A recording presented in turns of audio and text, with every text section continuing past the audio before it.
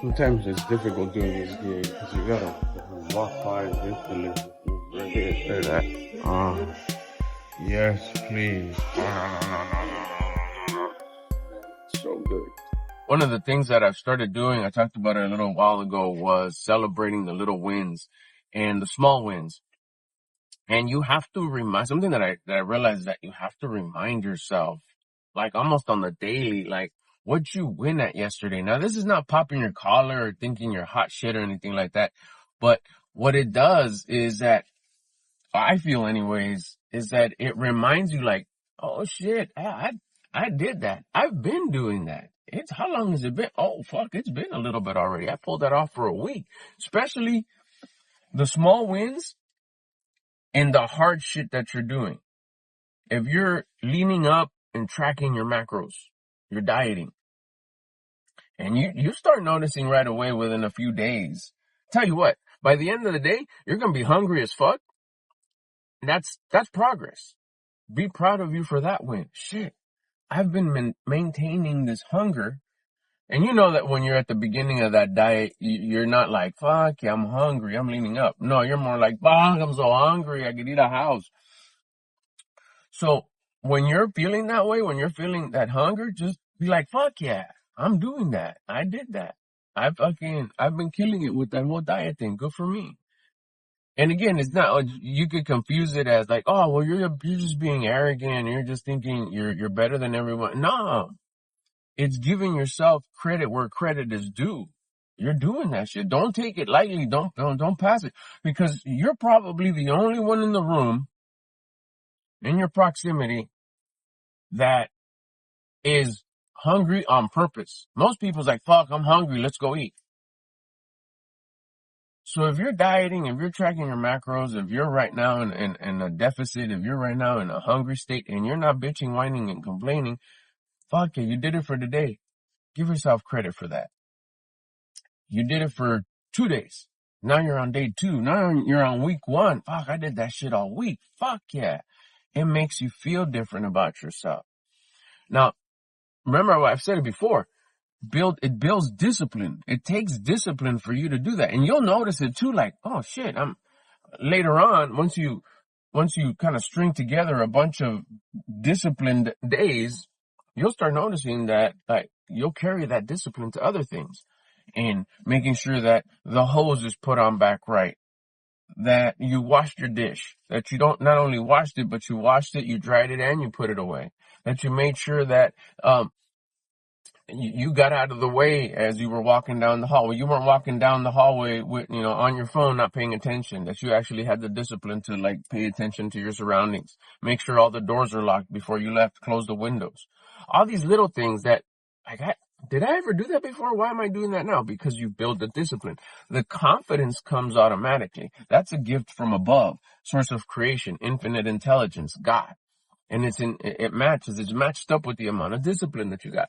But what happens is there's times where me anyways, and I'm sure somebody out there will find relatability to this, especially if you try it.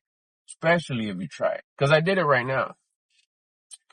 If you, fuck, I'll use the dieting one cause I've been doing that one for the longest. That one and exercising. But just so we're not over the place, we'll stick it to tracking your macros. You end up leaning up. It feels good. So you start telling yourself like shit, I've been on this diet thing for fucking 3 years. Fuck, I can see my abs. I don't eat I eat on purpose. I know it's nutrition. I know it's fuel. I experiment and like manipulate my macros, like bring down my carbs more, elevate my proteins a little bit more. Damn, that's crazy how that works. How do I feel? Shit, I've been doing that for 3 years almost, in a couple weeks, actually in a week. I started on my son's 20th birthday. He turns 23 May 3rd. Shout out, Kick It With Cam. Go check out his channel. So, yeah, I mean, I was giving myself credit. Like, fuck, and what's the point? What was the point that I wanted to make with this video? Is that you kind of check in with that confidence. You kind of receive it. Like, you're getting it anyways. Acknowledge it. There you go. That's the word. Like, how do I know if I'm confident now? Well, fucking review the hard shit you've been doing. How long have you been doing it? Well, I started today. Fucking A. You're doing something today that you didn't do yesterday. Yeah, but it's so hard. It's supposed to be. Good for you. Give yourself credit. Like, fuck, I started tracking my food this morning. I got this funny taste in my mouth already. That fucking probably me just like detoxing. Feel good about yourself. And that's when you start like checking in and acknowledging that confidence that like, that's right. I have been doing that for however long, a week, a day. I started this morning, 3 years. Fuck, I've been sticking to this and I'm not going to stop because it feels good. You feel good about yourself. Like, yeah, you give yourself a yeah. That's acknowledging the confidence that God has given you. Confidence, remember, it's not a new shirt. It's not a new hat. It's not. Do those things feel good now that you're truly disciplined and confident? Heck yeah. You put on a new t-shirt and it fits different. You're like, oh shit, I'm actually going to go a size smaller because I like how it looks. Like the way it makes my shoulders look. Like the way it makes my arms look. This fucking feels good. That's you even unconsciously acknowledging the confidence. Why does it feel good? Why does it look good? Because you've been doing hard shit for a while. And it shows. You're connecting with it. You're recognizing it. You're checking in with it. You're acknowledging it. So don't forget to acknowledge your confidence. Check in with yourself. Be proud of yourself. You did that shit. Keep it up. It only gets better as you continue. And it compounds like a snowball. The more hard shit that you do, the more discipline you gain, more confidence you receive. And then you'll be even looking for like, fuck, what else? What else can I do? I just started doing retention. We'll leave it at that. That's hard. It feels great to be able to do difficult things. All right, that's it for this one. Get at you on the next one. Let's get it. Inside Walmart right here, there's a fucking Sharky. I've never been in there before. I walked by it like 100,000 times, but I've never actually walked in. Oh, the other day, I guess their AC broke or something, and it was like on full blast. We walked in, and it was cold AF. I mean, like cold, like if you were to open the freezer. It's not supposed to always be like that because I just walked in there right now and it was regular temperature. Anyways, I guess it's some sort of like sushi or something like that, or what is it? Spicy tuna and salmon, ahi. That sounds good. Anyways, gotta go take this to someone and then let's see what else we can get into. Straight up, when you don't know about something, that's when you're supposed to ask for advice from someone who knows what they're talking about. Like if you were to ask me, which muffler bearings should I get? Muffler bearing 1.0 or muffler bearing 10.0? I'd be like, shit, I don't know nothing about muffler bearings. What the hell am I going to get? I'd go to ask a mechanic and, hey bro, what muffler bearing should I get for my third generation 2001 Toyota 4Runner? He'd probably laugh in my face first, because there is no such thing as muffler bearings, but you get my point. That's when you're supposed to ask for advice.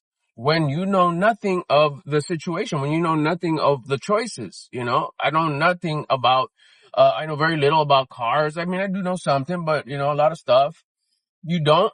So that's when you ask. But when you have to make just a regular choice, like here, choose, like eat this, don't eat this. Or here, time to start this business, time to start this YouTube channel, time to change jobs, time to change whatever it is that you need to change. A choice like that, something you do know 100% about because it's your life.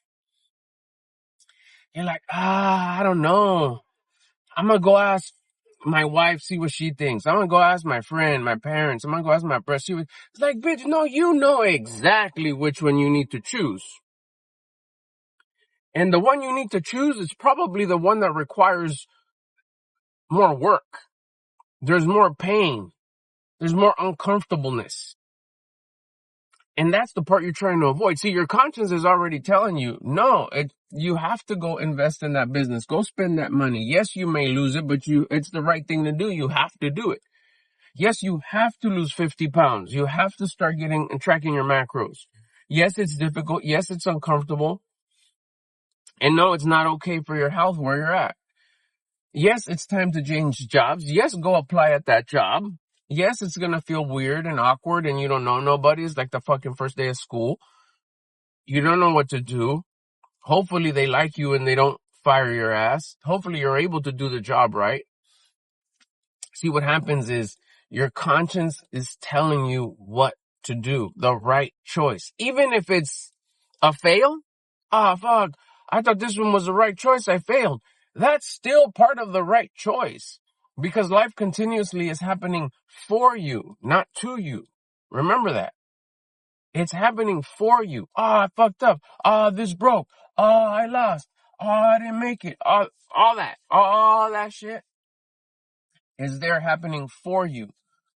There's something to learn in that fail. But that fail wouldn't have happened if you hadn't chose what you were supposed to choose. Thing about it is we're always choosing the shit that doesn't cause us any pain, any discomfort. We like to stay in Comfortableville. We like to stay in places where it's not going to be awkward, weird, or possibility of losing money or time or losing our comfortable, cozy routines and stuff you've had for a while.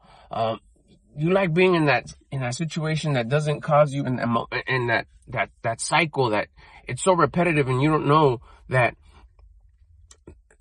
you know exactly what's going to happen. And you know that there's very little mess ups because you can do everything that you do with your eyes closed. You almost don't want to get in your car because like, I'm going to lose that money. I'm not going to have that money that I have in there no more. It's going to cost a lot. What about if it messes up? And if this one's been reliable to me. If your conscience is telling you to get it. Now, the reason why we go ask real fast, the reason why we got to go ask somebody, like, what do you think, bro? What do you think, babe? Hey, Pops, what do you think? Hey, what do you think? That's your ego saying, hey, let's go fucking have someone co-sign me, the ego, so you don't make the right choice. Because right now, we're battling it out with your conscience. Is conscience one, ego one? Going heads up. Yes, no, yes, no. I know that I should. Nah, fool, it's more comfortable over here. If we go get our friend, our loved one, that we kind of know is going to side with us,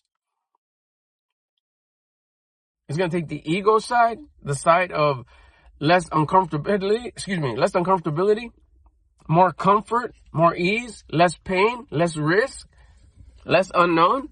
We're going to go ask him. You're going to go ask your loved one that loves to kick back and sleep in and say, hey, I don't need to start getting up early, huh? What do you think about getting up early? Man, fuck that shit. You don't need to get up early. Yes, ego wins. We don't have to do that now. Stop asking for advice about shit you know about stuff that's just your regular life stuff. If it's something that you don't know nothing about, go ask a professional for advice. But if it's just life decisions that you need to make, the best choice is the choice that your conscience is telling you. Learn to listen to your conscience.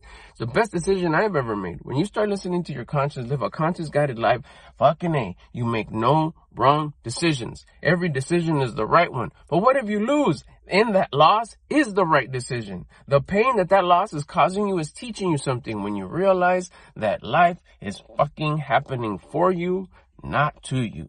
Let's get it. It's walk time. She's my alarm clock. She lets me know when it's ready. She'll come sit next to me. I think I already told you in the other vlog, but anyways. I don't know who looks forward more to it, me or her. Alright, let's go. Set it up and go long leash. Gotta get ourselves one of these little bags because Sweet Cheeks likes to do her thing. Hold on, Sweet Cheeks.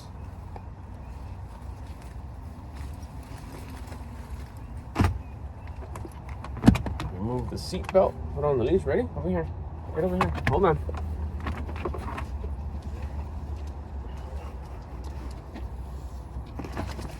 Put on our leash. And let's roll.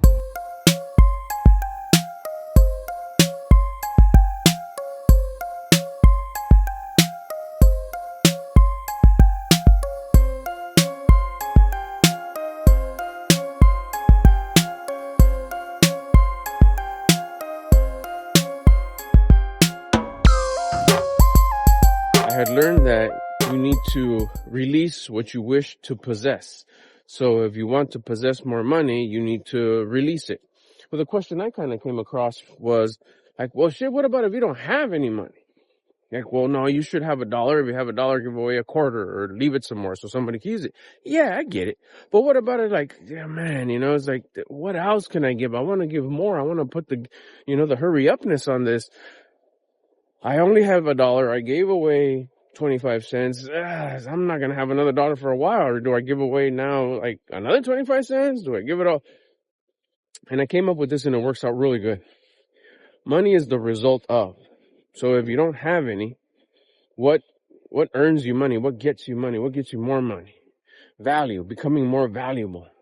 Another way of saying that is becoming more rare. Rare is valuable. Things that are rare are valuable. Diamonds, for example. They're rare, therefore they're valuable. So if you don't have any money to give away, you give away what generates money, which is value. So you just gotta first make yourself more valuable. That doesn't take any money. It's at that point, it's just excuses. You could become more valuable by becoming rare. How do you do that? The thing I've been talking about here forever. Exercise, diet, wake up time. Start waking up early at an uncomfortable time. That's rare. I'm going somewhere with this. Wait. Start tracking your food. Start eating less. Start feeling hungry. And start exercising 3 times a day, every day. Morning, afternoon, and night. This walk. This is an exercise for me. This is a workout for me. To some, just be like you're walking your dog. Yeah, I see it as this is my third exercise of the day. This is a workout. Okay, so now what do I do with that? You became more valuable.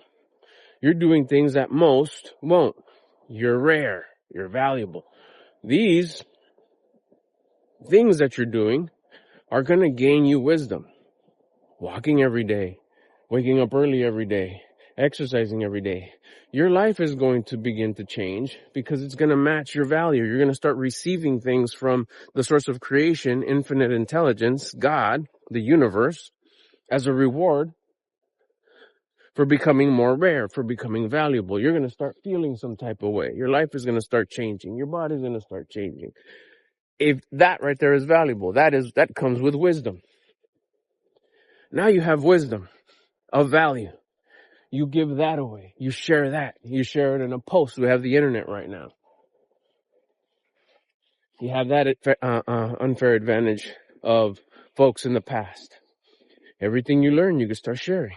You're sharing it by being an example. Well, how am I going to be an example? The way you carry yourself, the way you not complain in line, the way you diffuse people complaining. You're in line and people are like, oh my gosh, I can't believe that lady's taking so long. I hope she's okay. Hey, by the way, nice shoes. Break patterns. You're being an example. You're not trying to teach that person anything, but there could be someone 3, 4, 5 people down the line watching you. People are watching when you don't think that they're watching. Who knows what she's eating? Sorry about that. So people are watching when we don't think that they're watching. So you could be being an example to somebody who's watching like, hey, he just like helped that guy, that person, that lady just, go from being frustrated and irritated to having a cool conversation about her very unique hat or Hawaiian shirt or whatever. That was cool how he did that. They'll see how you're standing. They'll see your physique. Because remember, you've been doing this for a little bit, so you're going to start changing. You're going to start becoming rare. You're being an example. You're giving that away as a generous example of you just being this new you that is doing rare things. Exercising every day, dieting every day, waking up at an uncomfortable time every day. All those things make you valuable and you start giving that away. Remember, valuable is what you exchange money for, your value. So that's a way you can give away, like, I need to make more, I want to make more money, but I don't have it. And I'm supposed to give away what I want, but I don't have anything. So if you rework it like that, remember, this is all mindset stuff. It's change the way you look at things, and the things that you look at change. Everything is the mind. The exercise, the diet, the wake up time, all those things are all things that you do in order to elevate your mindset. Because once you could change your mindset, things start changing.